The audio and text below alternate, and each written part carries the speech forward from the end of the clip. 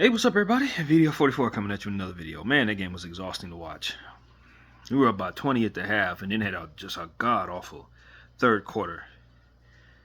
And had a close one in the fourth. Absolutely exhausting. Never a dull moment against the Warriors. Lakers win 120 to 112. I tell you, man, I feel like I was out there battling with them. It was such a physical game. The officials were a little shaky down the stretch. The Warriors were especially unhappy with them on a play where the ball kind of was kind of rolling on the sideline near the end of the 8-second over the line clock, and they didn't call it down the stretch of the game on us. That would have gave the ball back to the Warriors down by 7 or 8 or something like that.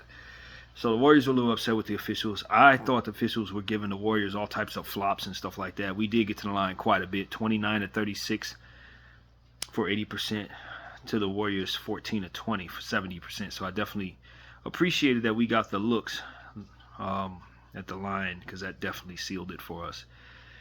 We shot 50% from the field, 39 of 78. The Warriors were 41 of 101 for 40%. So we shot significantly less than them. When I say significantly less, significantly less. They had 16 of 53 three-point shots for 30%. We had 13 of 35 for 37%. So you understand that us getting those extra 16 free throws really told the story on the win, because if we didn't get those, they had so many offensive rebounds. It seemed they walked away with only 10 offensive rebounds. We actually won on the boards, but they had so many second chance points in that second half. I'm surprised that doesn't say 20 offensive rebounds, the way it felt like we were giving them up. We killed them in the fast break, 35 to 9. We love that. We had 14 turnovers, 14 points conceded off turnovers. They had 12 turnovers, less than us. 18 points coming off of that. Their transition defense was bad in that first half, but their defense picked it up big in the second half, and that's why it cut kind of close.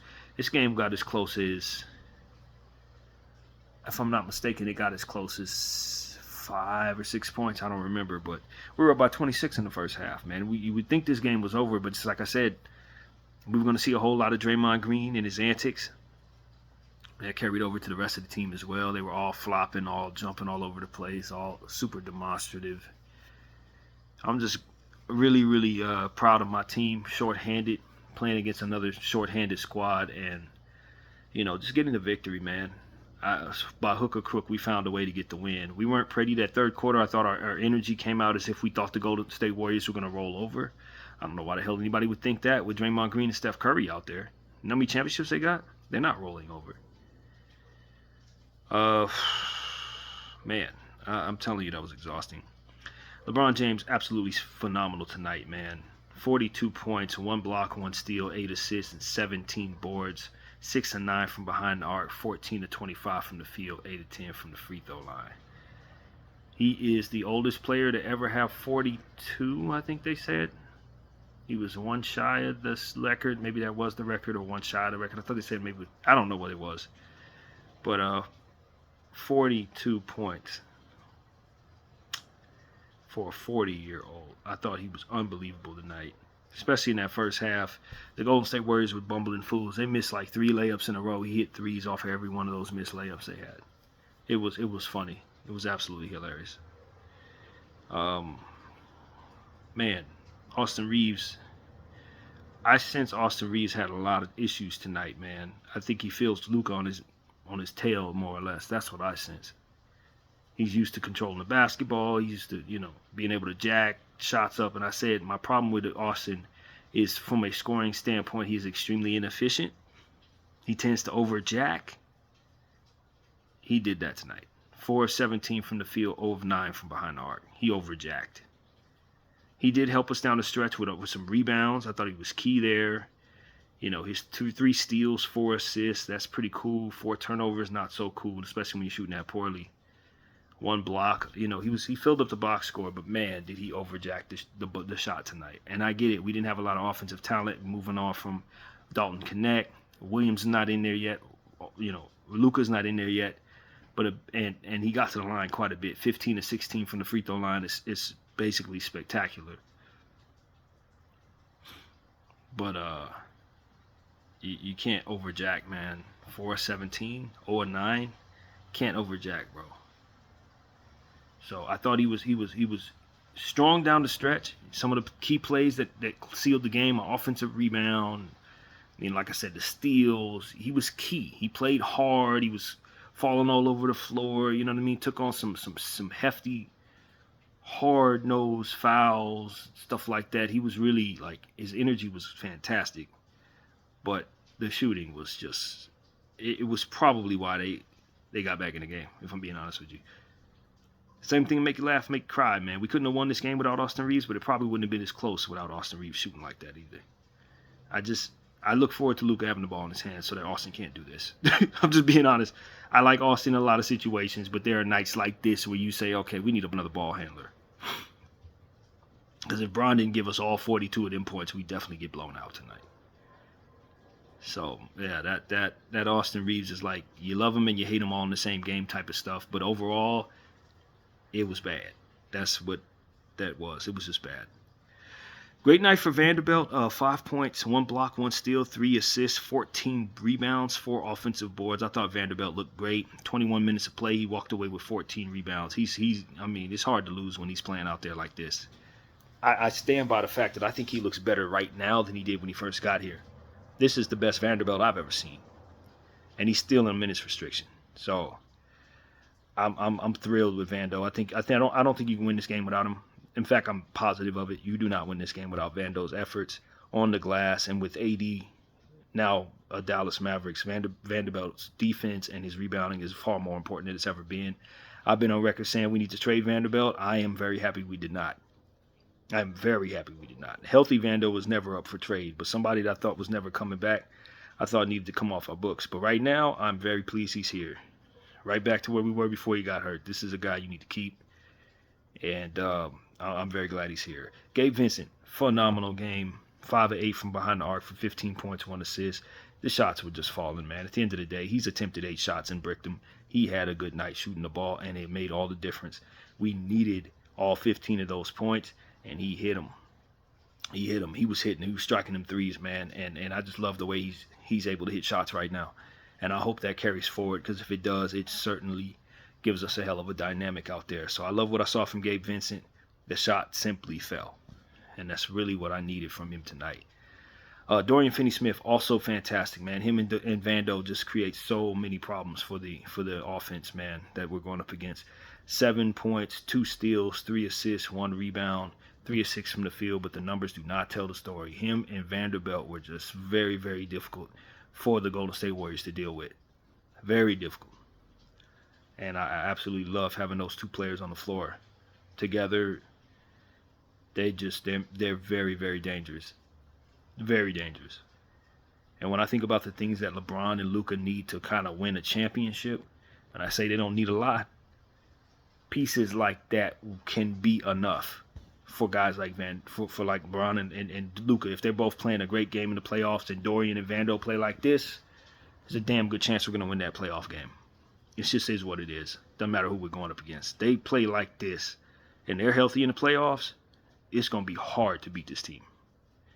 Not to mention that we got Williams coming in, who's going to help us even more with his efficiency and his length. 9 foot 9 inches arm length. It's the longest the NBA has. Can't wait to see both Luka and Williams on the floor. But tonight our team really played well without them. And you gotta love what potentially can be done when we have that tandem in place, helping with the boards and helping with defense and of course scoring. Lots of scoring that should be coming from Williams and Luka the Don. I'm in awe of LeBron James' stats tonight. I'm not gonna lie to y'all. Them stat lines. This is one of his best stat lines, and I think a lot of it had to do with him understanding that AD ain't walking through that door, so it's incumbent upon him to rebound the ball hard from here on out. I know we're getting Williams. Williams is a phenomenal rebounder.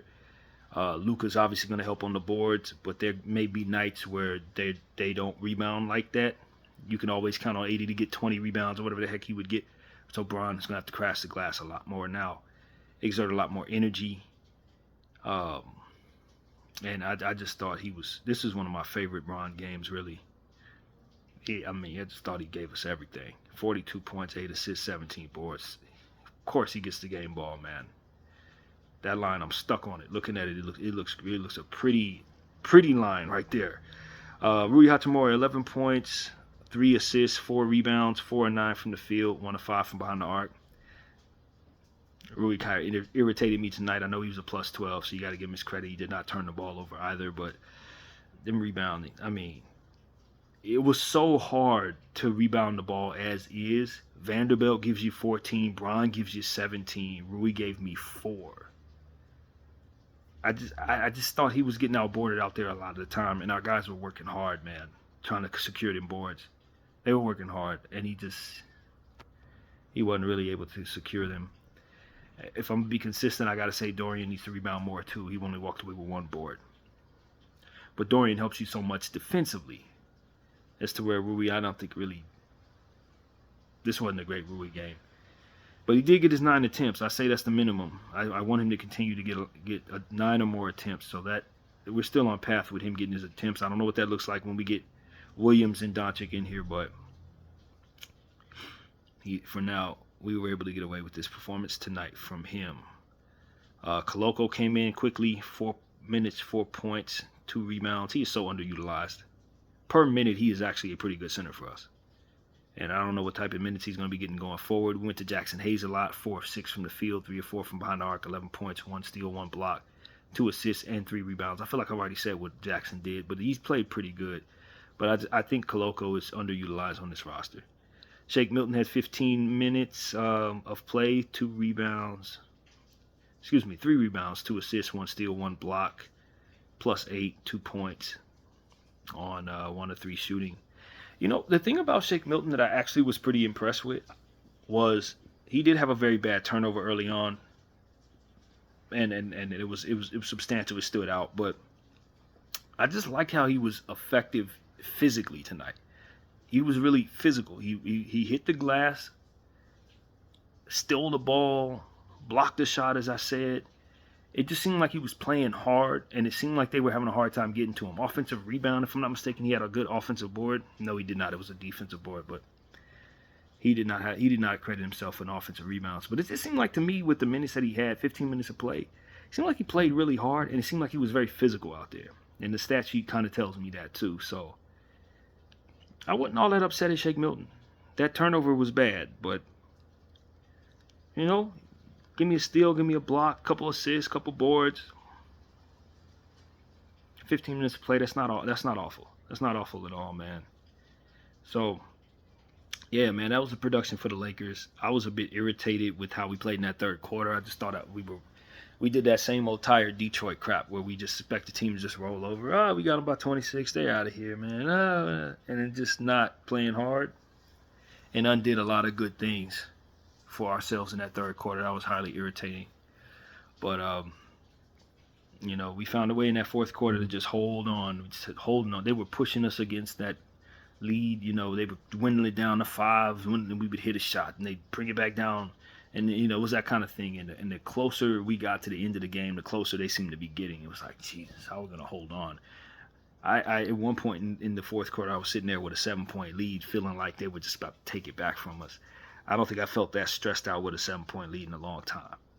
That was the moment I was feeling watching that situation. I'm like, dog, I know we're up by 7, but it just feels like they keep closing in. And I'm just looking at that clock, wanting it to run the hell out. Like, that's the type of game this was. Very stressful, man. So, Steph Curry shot a lot of shots tonight, man. 13 of 35 from the field, 6 of 20 from behind the arc. I don't know. I don't know what happens if he hits all 20 of those shots. Like, if you hit 20 of 23-point shots and you hit 35 of 35 field goals, like, what does it look like if he doesn't miss a shot when he has this type of night? That's I don't even have words for that. Let's just put it like this. I don't have words for that. 37 points, 1 steal, 1 block, 4 assists, and 7 boards. 37 points on 35 shots. I'm speechless. Podziemski was tough to deal with tonight. 3 of 10 from the field, 0 of 3 from behind the arc, but that doesn't tell the story. 8 points, 7 assists, 8 boards, 2 offensive rebounds. He was very difficult to deal with. A lot of flopping, a lot of physicality, offensive rebound put back down the stretch of the basketball game. He was a major pest tonight. Buddy Yield, 5 of 13, 4 of 9 from behind the arc. Also somebody who was very helpful for his team. 15 points, 5 assists, 5 boards. He did some damage down there. Draymond Green, obviously a tyrant. 5 of 7 from the field, 2 of 2 from behind the arc. 12 points, 1 block, 2 steals, 4 assists, 5 rebounds, and a whole lot of antics. 5 fouls, a lot of screaming, a lot of hollering, a lot of holding, a lot of flopping, a lot of clapping. He was a pest tonight. It was very easy to boo him tonight. Yeah. Kevon Looney, 12 minutes of play, 2 or 3 from behind the arc. Not from behind the arc. From the field, 4 points, 2 assists, 3 rebounds. This dude, Rowe, what's his name? Jackson Rowe. 0 5 from the field. But I get the feeling he makes his money on the defensive end. He had a sequence where he was going up against LeBron James. I thought he played great defense on LeBron in the sequence he was on him. So he was 0-5, 0-4 from behind the arc. I don't know about his scoring, but 1 steal, 2 assists, and 1 rebound. He seemed to look like a player that's going to develop into somebody who can defend. So, Row 44. We talked about him this morning. I thought he looked pretty good on the defensive side. Trayce Jackson-Davis hardly got any minutes. It pisses me off. 5 minutes for Trayce Jackson-Davis. He had 1 steal. I cannot stand that. I hate that so much. He's so much better than that. He should be on a different team, getting minutes and having a front court basically to himself. I don't know how the hell he's in the doghouse in Golden State, but it's horrible, and I wish he would have been traded today. I really do. I hate that so much. He's so much better than that. We could really use that piece ourselves. Gary Payton II only had 8 minutes of play, 1 of 4 from the field, 0 of 3 from behind the arc, 3 points, 1 steal, 1 assist, 1 rebound. Moses Moody, 4 of 10 from the field, 2 of 6 from behind the arc for 32 minutes of play, 14 points, 1 steal, 2 assists, 5 rebounds, 3 turnovers.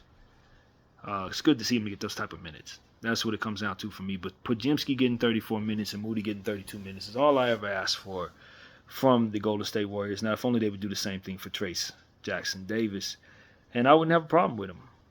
But, Steve Kerr. Pat Spencer, man. Pat Spencer made a name for himself tonight. 13 points, 1 steal, 3 rebounds, 6 of 9 shooting from the field. A whole lot of impact in 17 minutes. I had never seen him play this well. Pat Spencer looked great tonight, man. Definitely a pest for the Lakers to deal with, especially in that first half. Quentin Post, 6 points, 2 assists, 2 rebounds, 2 of 5 from the 3, 2 of 5 from the field, 11 minutes of play. I think he could have did a lot more with more minutes. But I'm glad he wasn't out there to shoot us down, and that's pretty much the production for both of these teams. So, yeah, man, this was an exhausting basketball game, man. I'm not going to lie. I'm so happy we won the game. But it seemed like the Golden State Warriors were closing in on us, and the clock could not run out any faster than it needed to. But we got ourselves to the line. We overcame Austin Reeves' inept scoring. Braun did legendary things. Our defenders were fantastic. Gabe Vincent is shaking off the Cardi G label. I haven't called him that in over a month. He's been great. And we're kicking teams behind, man. I mean, if you look at what the Lakers been doing since the 15th of January, we've only lost 2 games. Since the 15th of January, we've only lost 2 games. It's unbelievable. The Clipper game and the Sixer game. That's it. Everybody else, Miami, Brooklyn, Washington, Boston, Golden State, Charlotte, Washington, New York, Clippers, Golden State again. We beating all these teams, man. AD, no AD. AD ain't even been here for a lot of these games. He ain't even been here for a lot of these games. You know what I'm saying? It's just been our guys. It's been our team playing well. The Vando Dodo effect in full effect. We ain't been losing too much with Vando down there. Or Dodo. It's just, that's enough. Sometimes, superstars don't need a whole lot. I think we gave them what we needed, what they needed to win, and now they're really pushing past teams. Anybody and everybody's getting blown out for the most part. With scoring now, remember I was talking about how we were having our scoring issues. We've been dropping a lot of points since we I dropped that Philadelphia 76er game with 104 points. Now it's been 134, 128, 122, 120. I mean, we're just scoring a lot right now. Got the Pacers coming in. They don't defend very well. We should be able to drop 120 points on them too, especially if Luka plays, Williams plays. I don't know how that's going to affect our roster though. Obviously, in the long term, you love those insertions of players, but what we seen tonight was the same people who are used to playing with each other all season long in some type of rotation or another. So move a couple of guys, but no new guys inserted. Once you start inserting new pieces, especially major ones, it can shake your lineup up in some negative ways. So I wouldn't be surprised if the Lakers dropped the game. A 1 p.m. game against the Pacers offense, when we're incorporating new pieces, I wouldn't be overly shocked if we struggled. It wouldn't shock me at all. And I kind of don't want to break the chemistry that we're using for that indie game, especially since it's a 1 p.m. game. I kind of feel like we should insert Luka and Williams in on the Utah game. But whatever the case may be, it's working. You know what I mean? My thing is, even if you're inserting a Hall of Famer, you still don't want to break up the chemistry of something that's working this well. And that's my take to a degree. Obviously, we can't wait to have Luka down here. But while we're balling like this, do we want to do anything at all to disrupt that? As much basketball as I've watched in my life, the answer is usually hell nah. Just wait until this unit loses a game and then insert the new people in. I think that's probably how I would do it. Because you just don't want to mess with success, especially when every game counts and you're trying to fight for standings and stuff like that. So insertion of new pieces can bring new things, a whole new DNA. And even though the DNA is legendary, it's still going to be an adjustment period. And I wonder if that adjustment period is going to shake off the heat that we're playing with. So if I have any concern, that's probably it. Yeah, this is going to be exciting though, man. There were times in this game where they were pushing us around. I was just saying, they ain't going to be able to do that when Mark get down here. Some of that crap they doing down there and all that, he ain't going to be able to get past Mark on some of that. I just think he was a fantastic acquisition for our team. May not like the price tag, but when you saw some of the stuff we were going through with Draymond out there and Podziemski getting offensive boards and stuff like that, you understand that not only Luka's coming in, but somebody who can help clean up a lot of those issues. And so I think that is tremendous for our upside, because there are times out there where I almost forgot we had acquired Mark Williams. And so I'm like, man, we're going to have trouble rebounding the ball. Bron's going to have to rebound 17 a night. Luka's going to have to rebound 12 a night just to get us in a space where we can out-rebound teams. But it's like, nah. The reality is you gave up some picks, gave up Dalton Connect and Cam Reddish, and ultimately brought yourself somebody who should be able to pull down ridiculous amounts of boards. So that is a real luxury for the unit that we have. And I can't wait to see him, man. Luka the Don is obviously the most important piece, but I would be lying if I said I wasn't ecstatic about the idea of what Mark Williams is going to bring to this basketball team. I think he's a problem by himself. Him and LeBron James, with what we got going on, probably can get you to the playoffs right here. So Luka with that center and LeBron James playing like this, I wouldn't rule out success in the playoffs. I wouldn't rule it out. All we needed was the center, in my opinion, to be a serious team. And we went and got a center that's a lot better than anybody we were thinking we were going to get. That's the God's honest truth, man. So it's scary hours in the Western Conference. I'm glad we were able to snatch this game from the Warriors, because they're going to get a lot better, of course, when they get Jimmy in place. But they still got some real fundamental issues, man. It's a team that's been losing. They dropped the game to the Jazz yesterday. They dropped the game to us today. They got the Bulls on Friday. I don't know what they're going to do if they keep dropping games. Jimmy or no Jimmy, they're going to have trouble. And so that's what I see there. That's just a Golden State team that I'm glad I'm not a Golden State fan, man. At the end of the day, they were talking to Mike Dunleavy Jr. and I was just saying, man, I don't know, man. Some of the stuff he put together, this Jimmy thing really saved his backside, but I don't think they did enough to really make them a serious team. Not in real life. I don't know. They got a nice unit, but with what they have left to do for the rest of the season, I don't think they did enough. Keep up with all these teams in the West. I don't think I still don't know if they make the playoffs, if I'm being honest. I doubt it.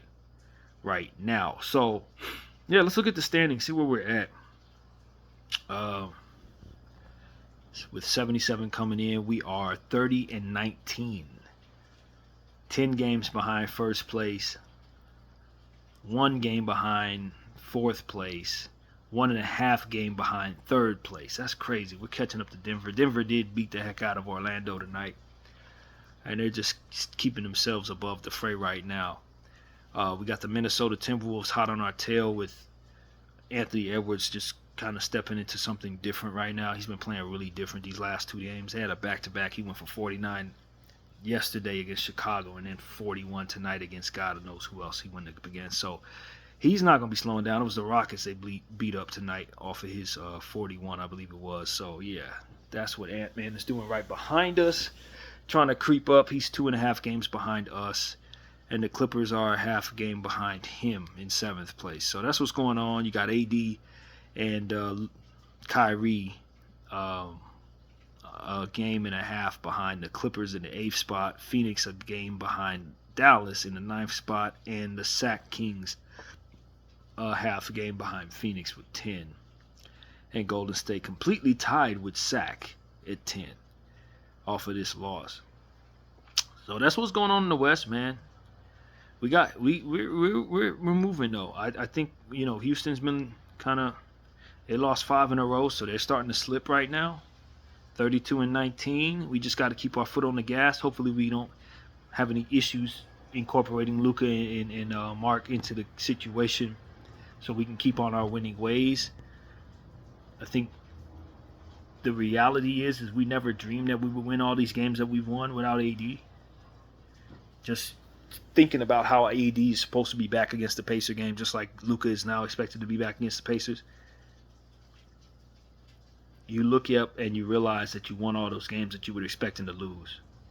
That's what just happened here. 80 went down to 76 a game, and we haven't lost since. Take it for what it's worth. We ain't lost since.